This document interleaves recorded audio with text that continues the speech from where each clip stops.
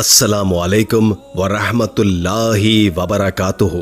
बिस्मिल्लाहिर्रहमानिर्रहीम। दोस्तों, हमारे चैनल में आपको खुशामदीद कहते हैं। नाज़रीन, आज की वीडियो में हम आपको दुरूद शरीफ के फवाइद के बारे में बताएंगे। तारीख के मुताले से ये बात सामने आई है कि कदीम जमानों से लेकर आज तक कई अक़वाम किसी अनदेखी ज़ात को मानती आ रही हैं। इस यकीन और ईमान की वजह से मगरिबी साइंसदान इस बात को मानने पर मजबूर हैं कि एक खुदा पर यकीन एक इंसान की पैदाइश के साथ ही एक इंसान के दिमाग में मौजूद होता है, जो वाहिद चीज है जिसके बारे में एक इंसान को सीखना नहीं पड़ता। इस बात का इकरार सूरह अराफ की आयत नंबर 172 में इस तरह मौजूद है। और जब तुम्हारे परवरदिगार ने बनी आदम से यानी उनकी पीठों से उनकी औलाद निकाली तो उनसे खुद उनके मुकाबले में इकरार कराया, यानी उनसे पूछा कि क्या मैं तुम्हारा परवरदिगार नहीं हूँ? तो वो कहने लगे, क्यों नहीं, हम गवाह हैं कि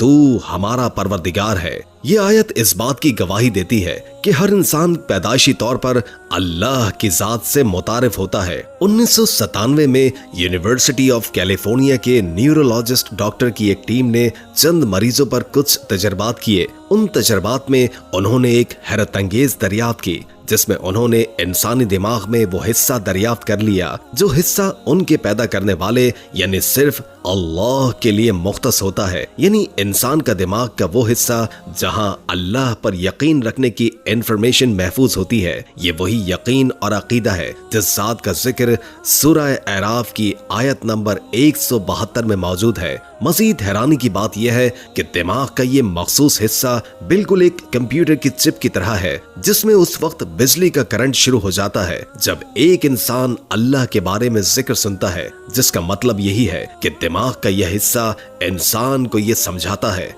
कि अल्लाह ही उसका खालिक और मालिक है। दिमाग के इसी हिस्से के नीचे कुछ जगह छोड़कर एक और हिस्सा है जिसे पिट्यूटरी ग्लैंड्स कहा जाता है। इस पिट्यूटरी ग्लैंड में एक ऐसा खलिया यानी सेल मौजूद होता है जिसमें इस हिस्से की तरह बिजली जैसे करंट पैदा होते हैं। साइंसदानों के मुताबिक दिमाग के इस हिस्से में मौजूद सेल्स में खराबी पैदा होती है तो इसका असर एक इंसान की कैफियत पर पड़ता है, जिस कैफियत को टेंशन, मायूसी, डिप्रेशन, शदीद परेशानी, गम और गुस्सा और अदम बर्दाश्त कहा जाता है। इस अकेले सेल में पैदा होने वाली इस खराबी को दूर करने के लिए अब तक कोई दवा नहीं बन सकी, और जो दवाएं इन कैफियत को दूर करने के लिए इस्तेमाल की जाती हैं, वो दिमाग को कुछ देर के लिए सुन कर देती हैं, लेकिन इसका असर हमेशा नहीं होता, बल्कि कुछ देर के बाद यह असर खत्म हो जाता है और एक इंसान दोबारा उसी कैफियत में मुब्तला हो जाता है। अगर इस सेल में कोई खराबी नहीं होती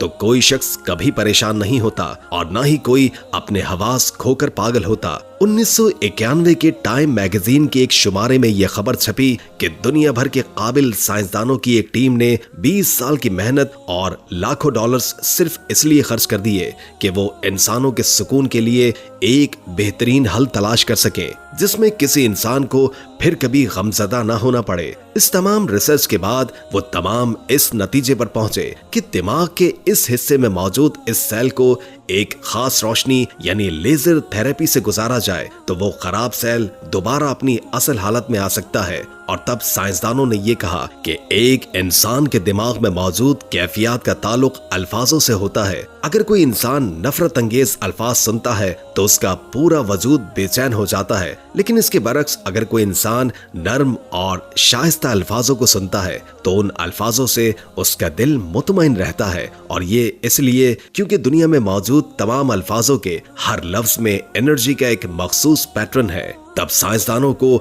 अपनी इस तवील रिसर्च के दौरान कुछ अल्फाजों और अल्फाजों में मौजूद हुरूफ के बारे में पता चला जिनमें मौजूद एनर्जी और ताकत की बुनियाद पर अलग अलग करके उन्हें 2 ग्रुप्स में कर लिया, जिनमें उन अल्फाज को अलग कर दिया जो दिमाग को सुकून पहुंचाते हैं। फिर इसके बाद उन्होंने कुछ दिमागी मरीजों को इकट्ठा किया और उनको भी 2 ग्रुप्स में बांट लिया और उनमें से एक ग्रुप को वो अल्फाज सुनाए गए जो उन साइंसदानों ने अपनी रिसर्च के दौरान मालूम किए थे, और एक ग्रुप को कुछ ऐसे अल्फाज सुनाए जो नफरत पर मबनी थे। जिस ग्रुप ने अमन और सुकून वाले अल्फाज सुने वो जल्द ठीक हो गए, जबकि नफरत अंगेज अल्फाज वाले मरीज उसी तरह बर्ताव करते रहे। पैरा साइकोलॉजी के एक मुसलमान डॉक्टर ने जब इन अल्फाजों को सुना तो वो हैरान रह गया और उन साइंसदानों से सवाल किया कि इन अल्फाजों का आपको कैसे मालूम हुआ।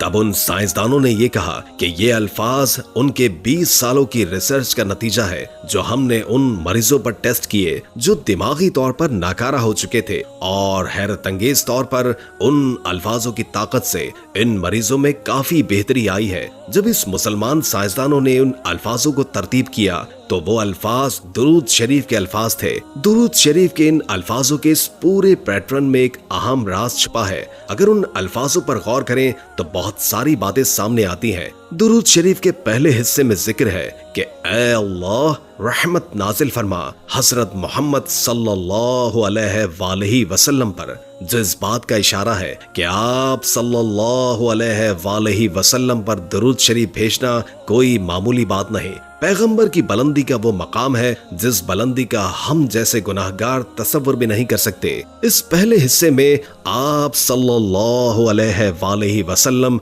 हमें ये बात सिखा रहे हैं कि हम अल्लाह से दरखास्त करें कि ऐ अल्लाह अपने नबी पर दुरूद भेज, क्योंकि हम इस बुलंदी से इतनी पस्ती में हैं कि हम इस काबिल नहीं कि नबी पाक पर दुरूद भेजें। अब इस पहले जुमले के दूसरे हिस्से में आपकी आल पर दुरूद का जिक्र है। अब इस लफ्ज आल को ज्यादातर आप सल्लल्लाहु अलैहि वसल्लम के अहले खाना समझा जाता है, जिनको आले मोहम्मद कहा गया। लेकिन यहाँ ये बात गौर तलब है कि कुरान में जहाँ अल्लाह ने फिरौन की बात की है तो वहाँ आले फिरौन के अल्फाज का इस्तेमाल हुआ है, जिससे मुराद फिरौन के मानने वाले। तो अगर आले फिरौन का मतलब फिरौन के मानने वाले यानी फॉलोअर्स हैं, तो फिर आले मोहम्मद से मुराद हजरत मोहम्मद मुस्तफ़ा सल्लल्लाहु अलैहि वसल्लम के फॉलोअर्स यानी पूरी उम्मत होगी। इसकी अहम एक बड़ी वजह यह है कि आप सल्लल्लाहु अलैहि वसल्लम को रहमतुल लिल आलमीन बनाकर भेजा गया है।